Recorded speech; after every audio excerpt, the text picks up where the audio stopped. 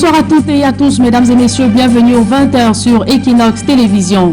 Que se passe-t-il au sein des syndicats des transporteurs du Cameroun? Certains, une crise de confiance hante les esprits de certains membres. Unanimes au départ pour mener un mouvement de grève annoncé lundi prochain, leurs collègues accusent certains d'œuvrer de connivence avec le gouvernement pour faire échec à ce mouvement de grève. Voilà tout pour le sommaire.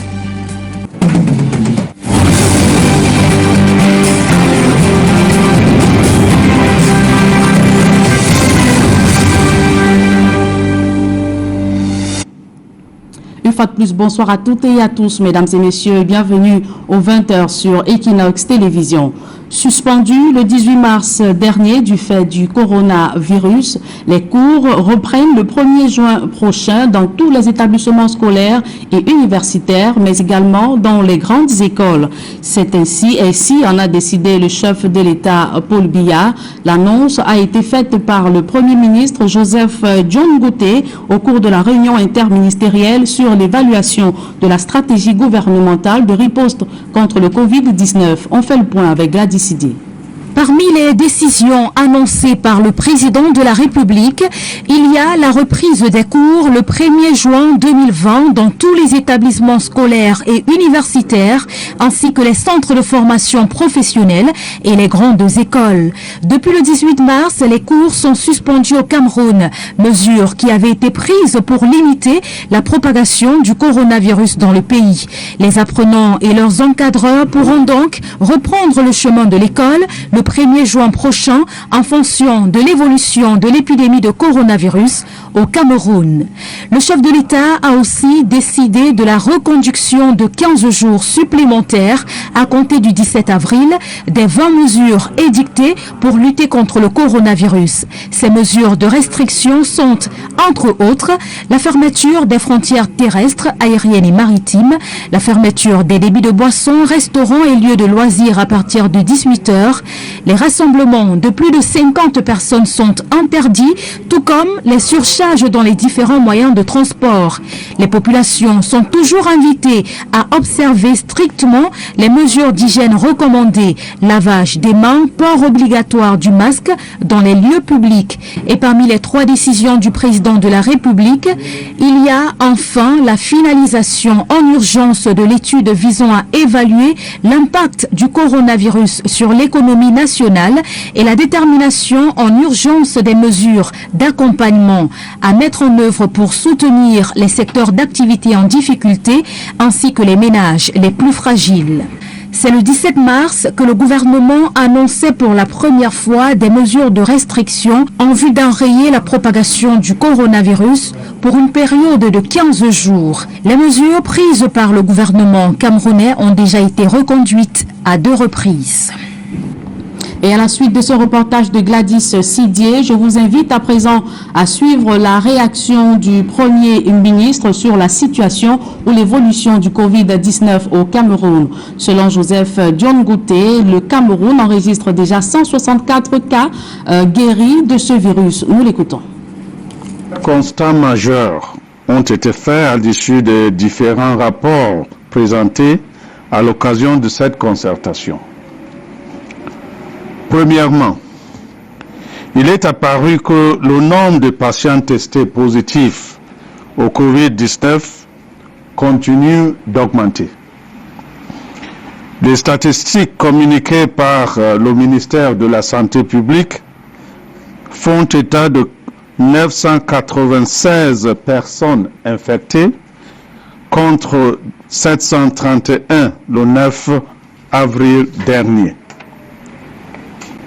Toutefois, 164 personnes ont déjà été déclarées guéries du Covid-19, tandis que l'on déplore 22 décès de suite de ce virus.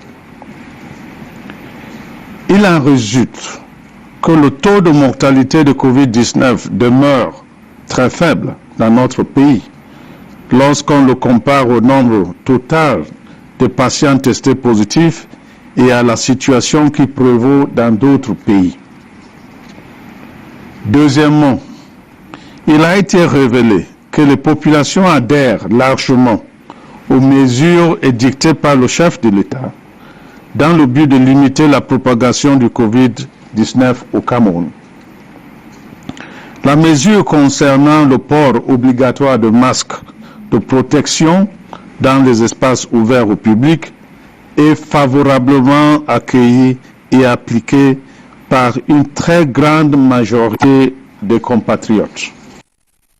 Et après un silence du gouvernement sur le bilan du Covid-19, le ministre de la Santé publique, le docteur Manaouda Malachi, est allé répondre aux questions des élus du peuple à l'Assemblée nationale sur la nouvelle méthodologie communicationnelle du gouvernement. Je vous propose de l'écouter.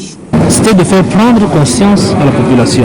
Parce qu'à un moment donné, lorsqu'on a déclaré les premiers cas, oui, parce qu'on a annoncé un financement, on a ci, on a ça, mais beaucoup ne croyaient pas. Et donc, il fallait leur donner le chiffre au jour le jour pour qu'ils se rendent compte de par eux-mêmes que la maladie est effective, la maladie est réelle. Nous devons maximiser le testing de la population. Ça, quel est l'objectif? L'objectif, c'est de pouvoir détecter précocement ceux qui sont malades, les sortir des communautés et puis les traiter assez rapidement et leur donner aussi un traitement de qualité pour que en 7-6 jours, ils soient sortis de la zone rouge. Et à Loum, dans le département du Mongo, les populations ont du mal à mettre en pratique les mesures barrières édictées par le gouvernement pour limiter la propagation du coronavirus. Et face à cet incivisme, les autorités locales passent à la phase répressive avec une opération coup de poing dans le transport urbain. On fait le point avec Jacqueline Omolon et Isabelle Carole Zoupet. Pour non-port de masque et surcharge, ce conducteur de moto-taxi est interpellé par les éléments de force de l'ordre en collaboration avec les autorités. Nous sommes à Loum, dans le département du Mongo. Ici, l'heure est à la répression. Le maire et le sous-préfet passent au peigne fin pour les transports en commun ainsi que les lieux publics pour traquer tous les contrevenants aux mesures édictées par le gouvernement pour lutter contre le Covid-19.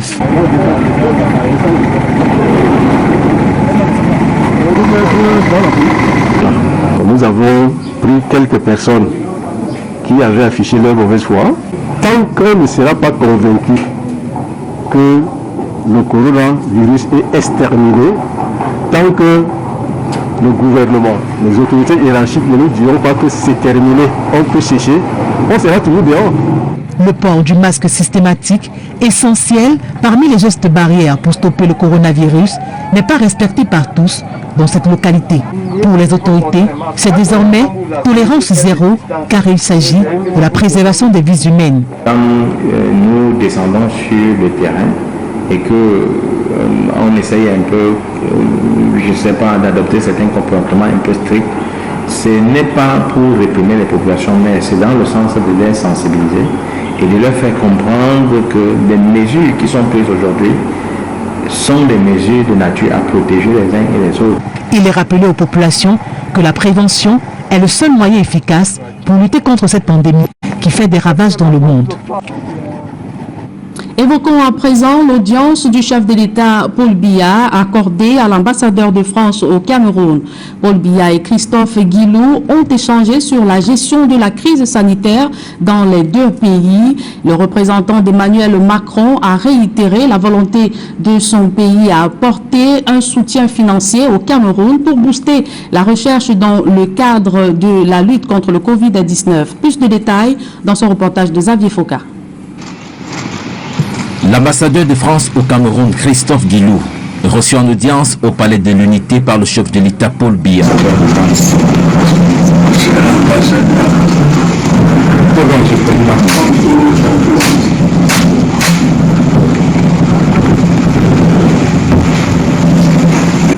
Pendant un peu plus d'une heure, les deux hommes d'État ont échangé sur des questions d'actualité. En bonne place, la lutte contre la pandémie du Covid-19 et l'appui de la France au Cameroun. Je voulais donc rappeler les efforts qui ont été mentionnés par le président de la République, Emmanuel Macron. D'abord, d'un point de vue budgétaire, financier, le moratoire sur la dette, sur le remboursement de la dette pour le Cameroun. Ce remboursement de la dette obtenu auprès du G20 se traduit pour le Cameroun par un allègement de la dette de 230 milliards de francs CFA dont 60 milliards comme part de la France. Le diplomate français a aussi exprimé sa reconnaissance au Cameroun. J'ai tenu à exprimer les remerciements de la France pour tous les efforts et toute la facilitation des autorités camerounaises qui ont permis le retour en France des Français qui ont été bloqués par la fermeture des frontières terrestres, aériennes et maritimes. Autre point à l'ordre du jour. Les deux hommes ont également évoqué la situation sécuritaire dans les régions du nord-ouest et du sud-ouest du pays, tout en rappelant l'importance d'un cessez-le-feu demandé par le secrétaire général de l'Organisation des Nations Unies à travers le monde. Et la France soutient le Cameroun dans la lutte contre la propagation du coronavirus. L'appui financier s'élève à plus de 10 millions d'euros, soit près de 6 milliards de francs CFA pour booster la recherche. L'annonce a été faite par l'ambassadeur de France au Cameroun au cours d'une rencontre ou d'un échange avec le ministre de la Recherche scientifique et de l'Innovation. On fait le point avec Aïk Cyril. L'ambassadeur de France poursuit le tour des institutions camerounaises. Après le Palais de l'Unité, Christophe Guilou était au ministère de la Recherche scientifique et de l'Innovation. Au menu des échanges avec Madeleine Tchente, la lutte contre la propagation du coronavirus au Cameroun. Nous avons fait un peu le point sur les besoins du Cameroun en matière de recherche pour faire face au Covid-19. Et j'ai réaffirmé à Madame la Ministre tout l'engagement de la France en faveur des efforts du Cameroun pour faire face. Et dans cet esprit, je voudrais réaffirmer l'importance de la recherche, parce que nous sommes tous face à une épidémie qui est nouvelle. Et donc il faut qu'on fasse tous preuve d'imagination, d'initiative, et de ce point de vue-là, le ministère de la Recherche est en première ligne. Plus concrètement, la France apporte une assistance financière à hauteur de plus de 10 millions d'euros pour soutenir les différentes activités et institutions de recherche. Sur l'Institut Pasteur, c'est 1 million d'euros. 1 million d'euros que nous allons consacrer au renforcement des activités de l'Institut Pasteur sur la recherche ici, aux besoins de médicaments, aux besoins de traitement, à l'identification, au soutien des hôpitaux. Tout ça, grosso modo, c'est 10 millions d'euros, c'est-à-dire un peu moins de 700 millions de francs CFA. Très concrètement, pour faire face, dans l'urgence, à l'épidémie. Principal bénéficiaire de l'appui financier de la France, le Centre de recherche sur les maladies émergentes et réémergentes, CREMER, s'entille avec pas moins de 220 millions d'euros, montant qui servira à équiper les laboratoires et maîtriser la dynamique de l'épidémie. On a eu un soutien important de l'AFD, l'Agence française de développement, qui va nous permettre, à travers un financement de 220 000 euros, de refaire notre laboratoire, de le rééquiper entièrement. Et par un autre financement, on va pouvoir mener des activités importantes pour le diagnostic et surtout pour voir la dynamique de l'épidémie. L'appui français servira également à améliorer le protocole thérapeutique camerounais, à travers notamment la fabrication de la chloroquine, dont les intrants déjà commandés seront bientôt livrés. Renforcement des moyens de lutte contre le coronavirus au Burkina Faso. Le président Roch-Marc Christian Kaboré vient de décider du virement de son salaire et ceux de ses ministres au plan anti-Covid-19. Jean-Paul Chouniat. Un peu plus de 3 semaines après les premières mesures d'urgence prises par le gouvernement burkinabé dans la lutte contre la propagation du coronavirus, le président Roch-Marc Christian Kaboré vient de décider de mettre son salaire et ceux de tous ses ministres dans la cagnotte du plan anti-Covid-19, soit un montant de 59 702 000 francs CFA. Touchant un salaire mensuel de 2 500 000 francs CFA, le président Kaboré va virer pendant 6 mois 15 millions de francs. Son premier ministre 5 332 000 sur 4 mois, les ministres d'État 2 mois de salaire et les autres membres du gouvernement 1 mois. Cette enveloppe de 59 702 000 francs CFA versée à la caisse du plan de lutte contre le coronavirus vient s'ajouter à la série de mesures édictées en mars dernier par le premier des hommes intègres du Faso, qui débloquait 394 milliards de francs CFA pour le financement global des mesures sociales, économiques et la prise en charge sanitaire. Au volet social, Roch-Marc Christian Kaboré a affecté 30 milliards de francs pour les intrants à la production agricole et vivrière, ainsi qu'un fonds de soutien de 5 milliards de francs aux femmes pour le commerce des fruits et légumes. De même, le chef de l'État du Faso a fait supporter au trésor public les factures d'eau et d'électricité, une réduction d'impôts accordée aux entreprises impactées, plus un appui liquide de 100 milliards de francs CFA. D'autre part, le prix du litre de carburant à la pompe a baissé de 30 francs CFA.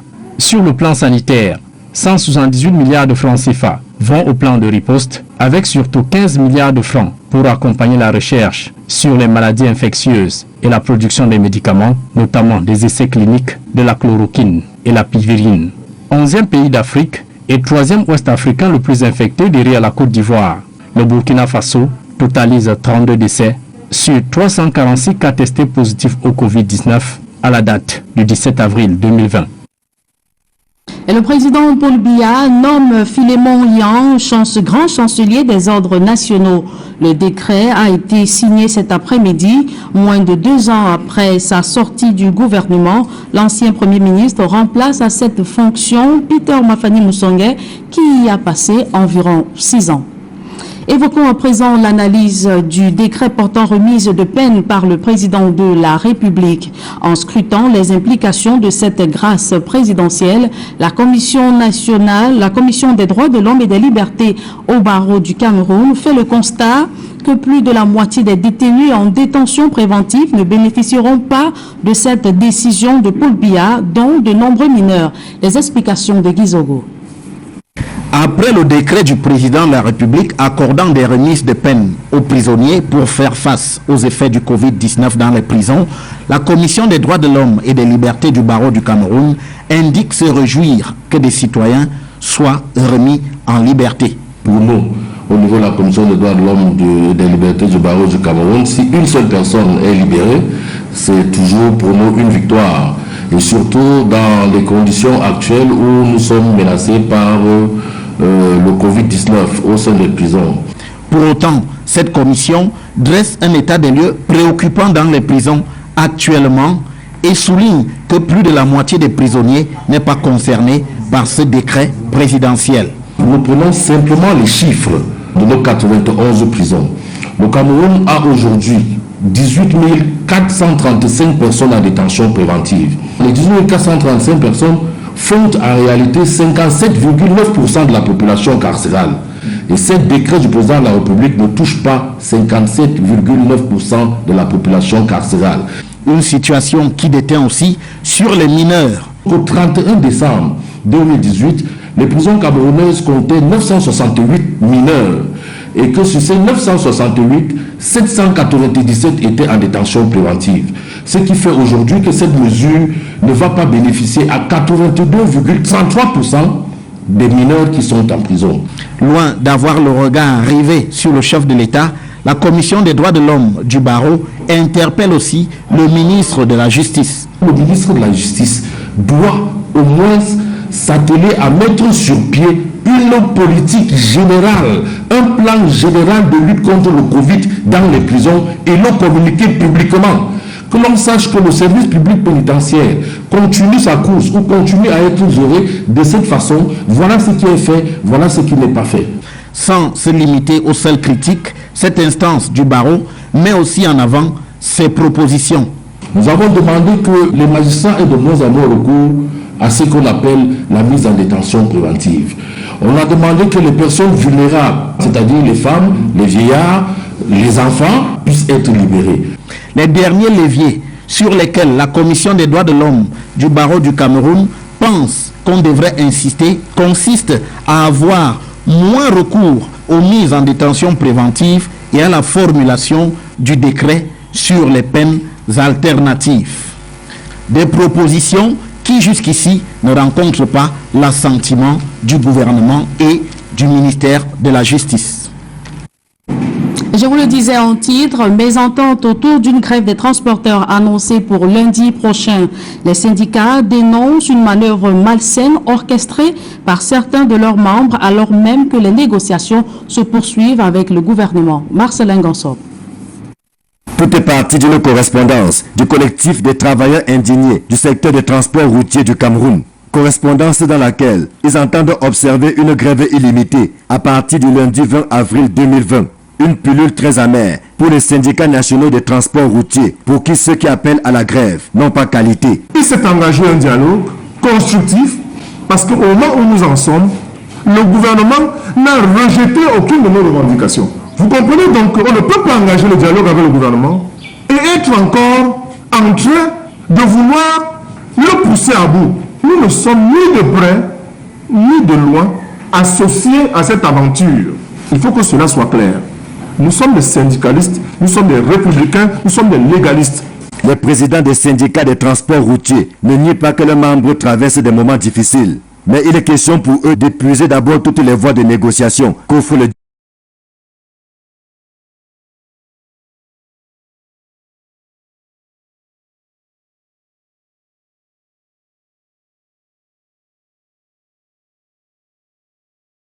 public de manière claire, que le dialogue social que nous avons engagé avec le gouvernement reste maintenu et continue. Les travailleurs indignés soupçonnent leurs responsables syndicaux de manger à la table du gouvernement au point de ne pas ouvrir l'œil sur leurs revendications. Une accusation grave que les 13 signataires de la déclaration du 16 avril bottent en touche. Nous comprenons leur souffrance, sauf que ils sont de mauvaise foi. Leur cheval de Troie, c'est qu'ils partent de station en station pour dire aux gens que nous avons levé le mot d'ordre. Ils disent encore levé le mot d'ordre de grève parce qu'on a été achetés. Comment des gens peuvent être achetés et être encore en train d'avoir un mot d'ordre de grève pour le 27? Comment? Si on ne comptait que l'argent qu'on fait circuler partout, c'est que nous avons des jets privés. Lundi, chacun démarre son véhicule qui va au travail. Rappelons qu'aussi bien les travailleurs indignés que les responsables syndicaux exigent du gouvernement des mesures d'accompagnement à la suite des limitations du nombre de places imposées par le Covid-19. Les négociations se poursuivent. Mesdames et messieurs, c'est avec ce reportage de Marcelin Lansop que nous mettons un terme à cette édition du journal. Merci de l'avoir suivi. Retrouvez juste après Duval Fangois et ses invités pour la suite de Equinox Soir. Duval. Julien-Berthe Bissaï, ça chauffe entre les syndicats de transport sur l'approche à adopter face au gouvernement par rapport aux doléances qui ont été soumises à ce gouvernement pour accompagner la stratégie gouvernementale de riposte contre le Covid.